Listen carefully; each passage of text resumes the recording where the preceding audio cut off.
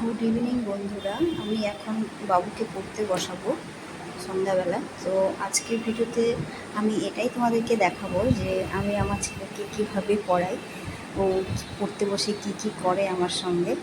মানে পড়ানো না, মনে হচ্ছে যেন যুদ্ধ জয় করে ফেললাম, এরকম একটা ব্যাপার।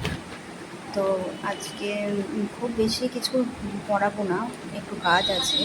তবুও স্কুলের হোম টাস্ক প্লাস একটু স্কুলে যেগুলো পড়িয়েছে সেগুলো তো একটু পড়াতেই হবে। তো ও ওকে লিখতে দিয়ে আমি একটু মাথায় তেল দিয়ে নেব। মাথাটাতে মানে হেনা করিয়েছিলাম, তারপরে আর তেল দেওয়া হয়নি। আমি তেলটা দিতে দিতে ও ও যা লিখবে সেটা ওকে লেখাবো। দেখো ও কী লিখছে।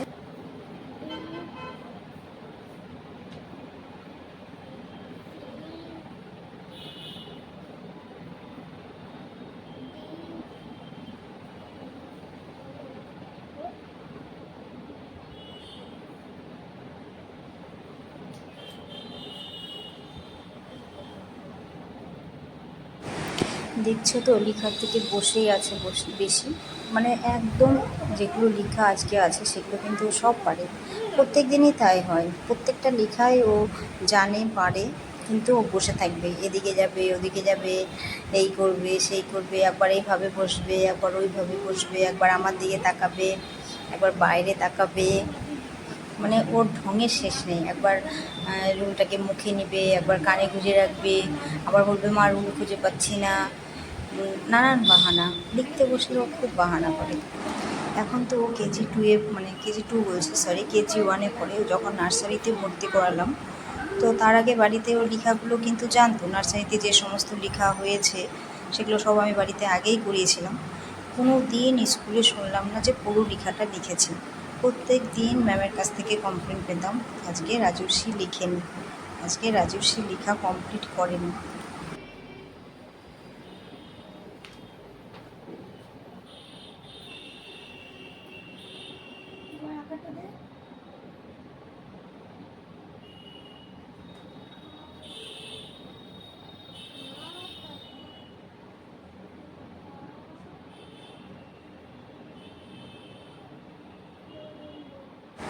আমাদের রাস্তার ধারে, মানে মেন রোডের উপরেই ঘর, তো বাড়িটা আর কি। আর আমার ঘরটা একদম রাস্তার উপরেই, তো সেই জন্য দেখো একটু আওয়াজটা বেশি আসছে গাড়ি ঘোড়ার ভিডিওগুলিতে। প্রত্যেকটা ভিডিওতেই গাড়ির ম্যাপ ও আওয়াজগুলো একটু শোনা যাচ্ছে আর কি।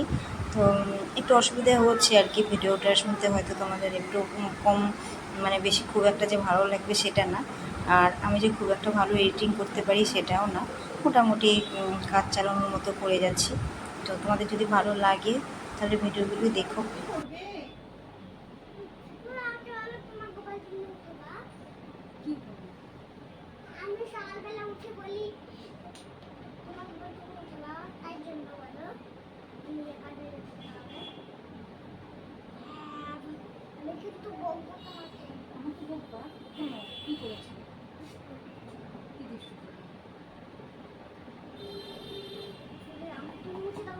তাড়াতাড়ি করো, ঘরটা ঠিক করে লিখো, ওখানে না নিচে লিখো।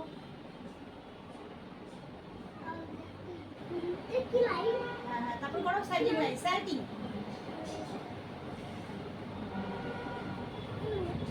ওই তো হচ্ছে, ওটাও একটা সাইডিং লাইন, তারপরে করো।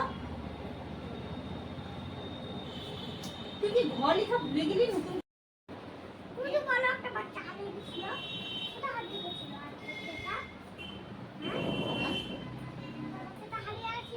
তুই লেখাটা কমপ্লিট কর, তারপর